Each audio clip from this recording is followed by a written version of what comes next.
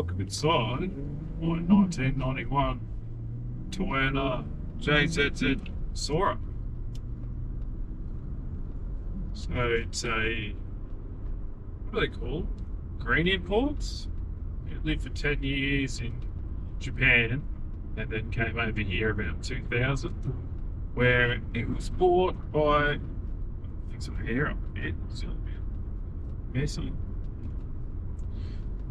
Where it was bought by a 80-year-old retiree, lived out at Narooma for all of its life, which is why it's a bit rusty, but not too bad, just surface rust. And yeah, he had it for 20 years and then sold it. He's died actually, he passed away, and his son sold it to me.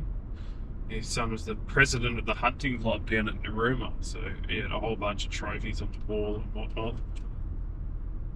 And yeah, so picked this thing up. It was completely factory when I picked it up.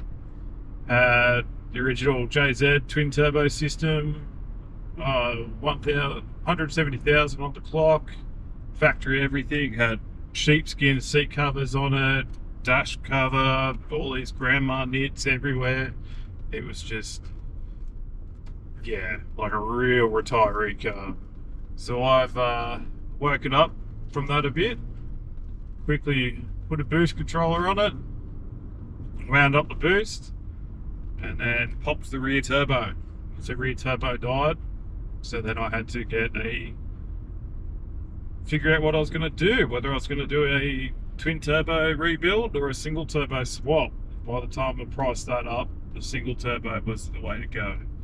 So it's currently got a G30 770, a Garrett single turbo off a 6-boost manifold, and a bunch of other little things, you know, 4-inch dump, 50mm turbo smart external wastegate.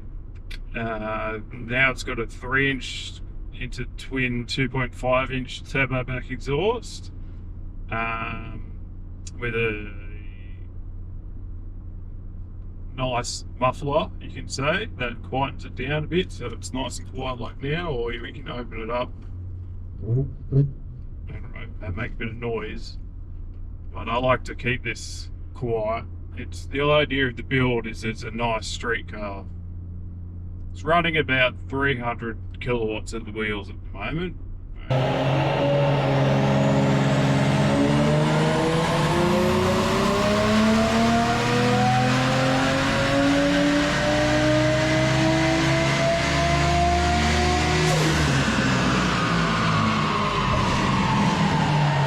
I don't really think it needs any more.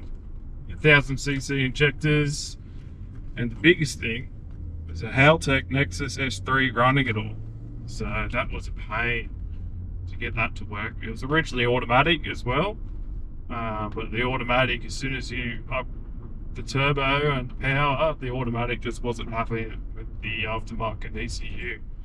I know some people can get it to work, but I just wanted a manual Soarer, so I manual swapped it. So we've got an R154 gearbox, it's got an NPC heavy duty clutch, custom tail shaft, still open diff at this stage, but it's pretty, I don't know, it's a bit like an LSD. Most of the time it's not open.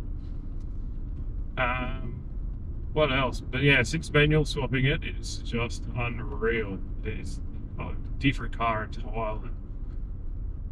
Recently did some coilovers in it, so I got some MTA Pro Comfort coilovers, which are way better than the original suspension. Had some KYB shocks in it before, they were shocking, literally. And yeah, now that's tidied up. They're fully adjustable rebound control, and got some white line sway bars to try and help that body roll a bit, which has done a massive job. Slowly just rebuilding the car. It was neglected for a while, so it just needed a few things to get it going.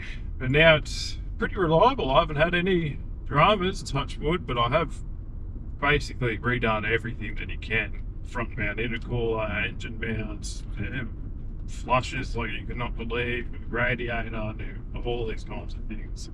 So it's gone through a lot of work to get to where it is now. But it's a pretty nice cruiser. As you can tell, I'm just cruising out the streets at 50. Done sound editing through the whole cab because I was sick of all the rattles, and the rattles are finally gone, and it's just silent in here. I can't even tell if I've got the exhaust closed or not. But yeah, it's a pretty fun little car. There'll be plenty of videos of me working on it. Okay.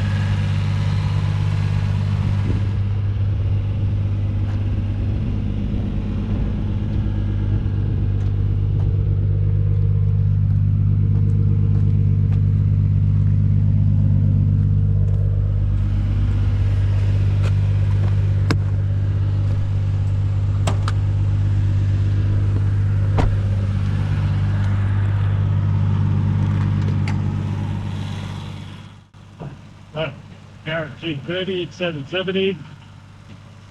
Front hand intercooler.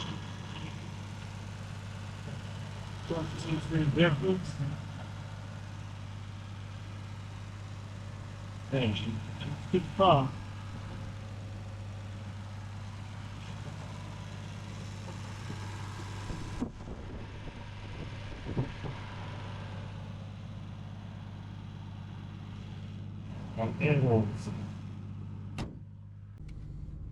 Yeah, so it's got the Haltech Nexus S3 in it, which I've got my little controller. I haven't figured out where to mount that yet, so that's got to go somewhere. But we've got boost, up, down, and anti-lag. And also with the Haltech, you can plug it in and see all the stats on the screen, which is awesome. Well, you got to fix the clutch up. There's a bit of the... It's all these little things with these project cars, but for a car that's, what, 1991, it's 2026, so that's 35 years old? I think so. Yeah, 35 years old. It's in pretty good nick. It had a respray once in its life.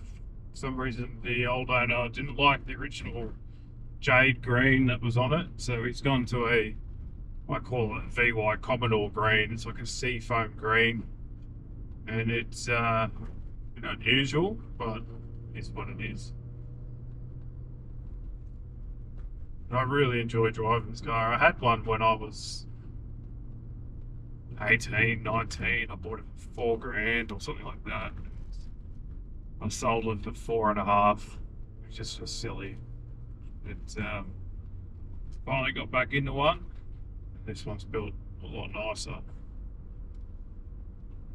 but I have done everything except for the wheels. The wheels were not my choice. I rebuilt them. I re-chromed them and made them all nice again, but I definitely did not pick the wheels. I'm trying to figure out what wheels to go with it at the moment, but she's a bit difficult to figure out. Want to go for like the BBS OEM wheels that came out on it, but it's hard to find them, and they're really expensive, like $4,500. So might get some replicas. Who knows? These ones are all right for now, but I want to change them as soon as possible. Oh no, I upgraded the stereo, obviously. That is not factory at all. Massive improvement to have a Android Auto or Apple CarPlay, whatever you have. And the 2 days after I bought this car, I got rear-ended by some Bricky's Labourer P-plater, and he was being a bit of a dick. So he was like, "Oh, have you got a dash cam?" So I've installed a dash cam underneath here now, and I've also got a rear cam to stop any more of those people. But if I shut the exhaust valves, it's just absolutely silent in here, which I really like. And then if you turn the stereo up, just trying to find something a bit better to play. It's got a pretty decent stereo.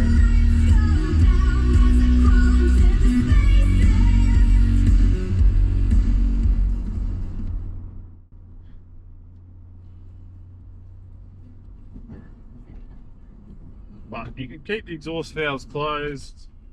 I'll turn down the boost to 16 psi, and that's just a nice safe cruising.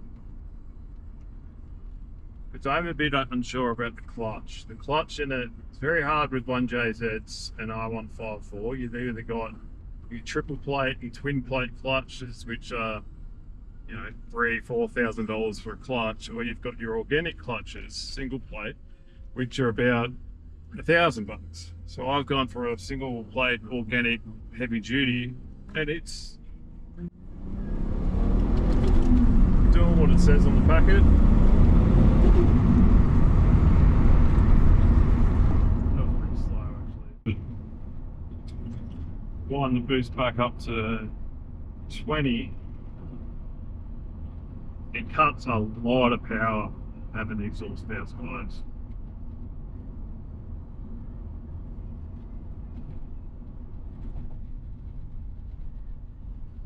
So do a bit of a, still a bit of an anti-lag launch for some noise.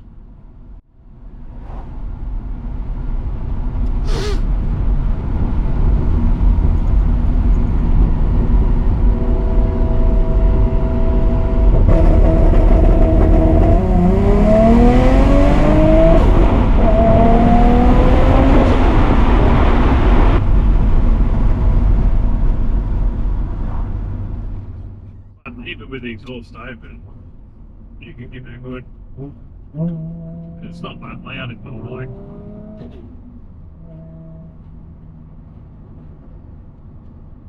Anyway, I think that might be enough video. Hopefully I haven't broken anything.